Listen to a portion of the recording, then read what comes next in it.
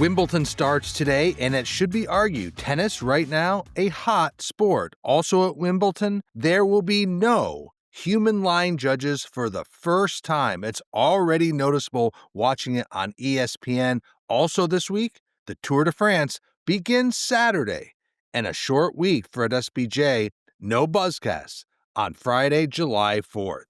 And this is your morning Buzzcast for Monday, June 30th, the final day of the 6th month of 2025. I'm Abe Madkour.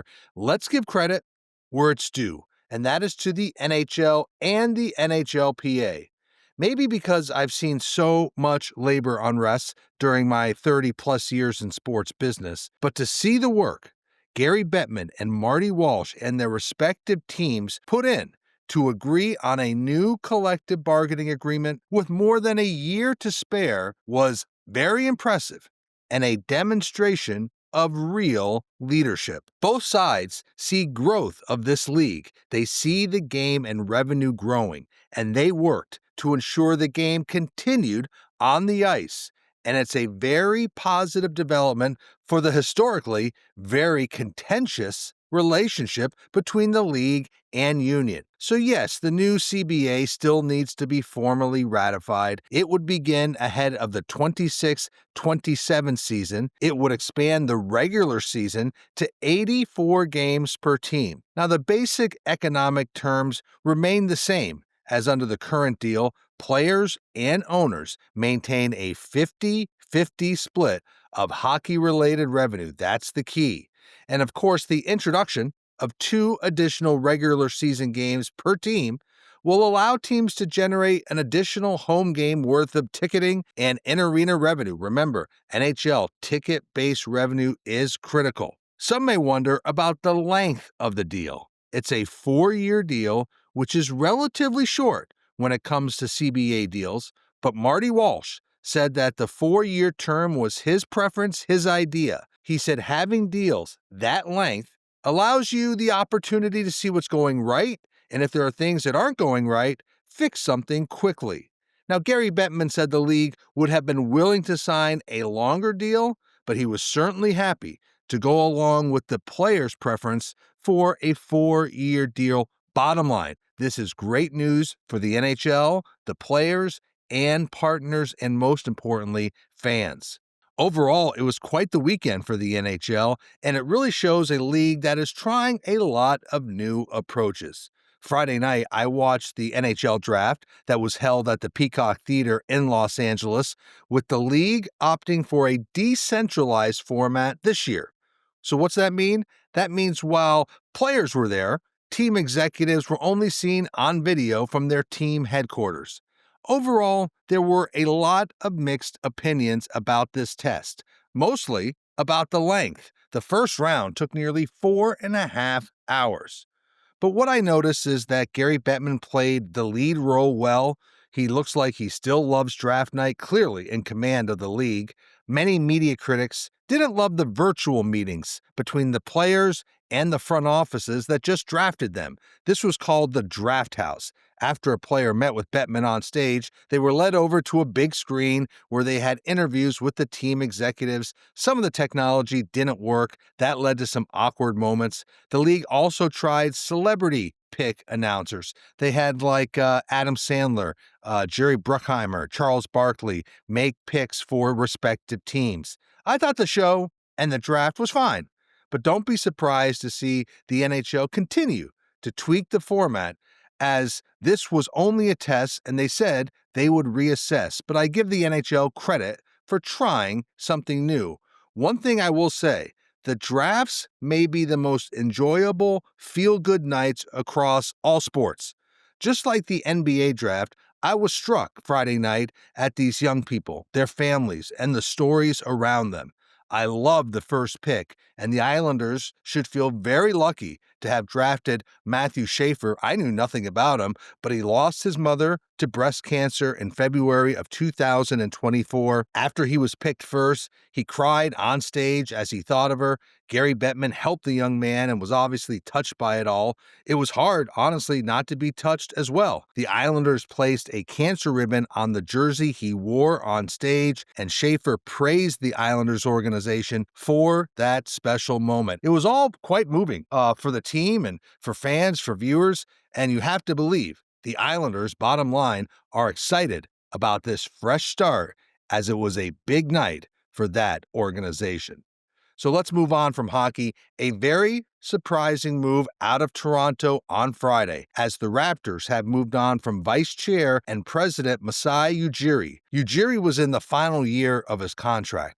Remember, he joined the Raptors as general manager in 2013. He led Toronto to the franchise's only NBA title, and so this move was surprising. And the Raptors are expected to lead a search for a new president of basketball operations, which will be led by CAA Search. Meanwhile, the new leader for basketball for now will be GM Bobby Webster. Why the move? Well, I was surprised, and I'll say Ujiri has a lot of credibility in Toronto. He defined Raptors basketball for more than a decade. They will never forget how he brought the Raptors their only championship. He was well regarded by league officials and especially by local media. In fact, I have rarely seen such disappointment and shock by local Toronto columnists than I did this weekend about Masai Ujiri. But while the Raptors did win the title years ago, the last few years have not been successful. And since 2020, they've struggled, had only one playoff appearance. It's really unclear what's next for Masai Ujiri. He's got big ideas, big ambitions. He has many off-court basketball passions. He's very close to his former boss, Tim Leiweke, so they could get back together under some way. Meanwhile, under the leadership of Ed Rogers and Rogers Communications and new CEO Keith Pelly, Maple Leaf Sports and Entertainment has made changes at the president level of all three of their teams in the last year. Bill Manning no longer at Toronto FC, Brendan Shanahan no longer at the Maple Leafs, and now Masai Ujiri no longer at the Toronto Raptors. Certainly a new day under new ownership for Maple Leaf Sports and Entertainment.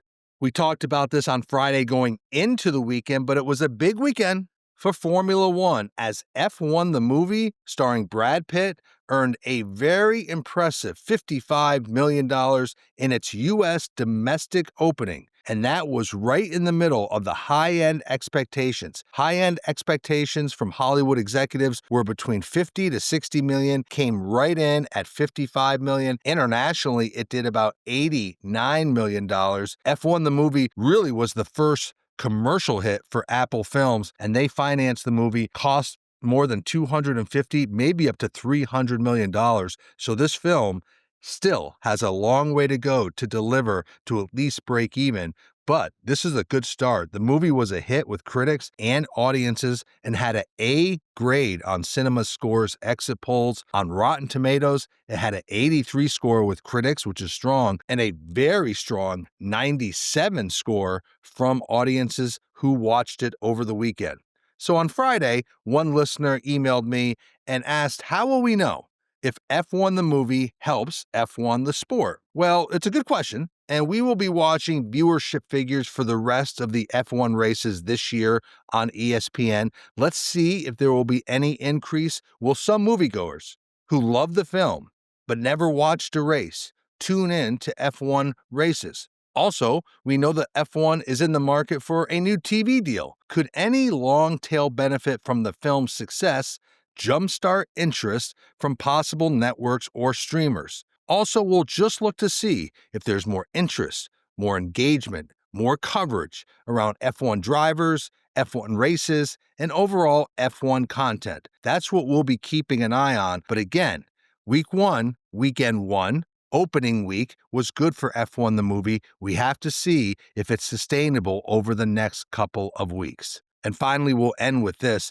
A change at the top of Portland's WNBA franchise as it named former Nike executive Claire Hamill as its interim president to replace Inky Sun, who left the team or is out after less than 3 months on the job. We talked about when they hired Inky Sun from the National Basketball Players Association, and that was a different type of hire, and she is no longer there. Now, Claire Hamill has real sports experience, worked at Nike for 43 years. She was general manager of Nike's women's division. She really knows the Portland, Oregon marketplace. So she brings some real gravitas to Portland's WNBA team. Many believe it's a bit behind. It's launching in 2026, but the team hasn't hired a GM. There are other senior positions that have not been hired. Now, the team countered that on Friday, saying it's very close to hiring a GM. They expect to hire one by the end of July, and they're also very close on naming other senior executives in the coming weeks. So we'll be watching continued development of Portland's WNBA franchise, which is a little bit slow in getting out of the gate. And so that is your morning Buzzcast for Monday, June 30th. I'm Abe Madkour. Thanks for listening to the Buzzcast. Stay healthy. Be good to each other. I'll speak to you on Tuesday.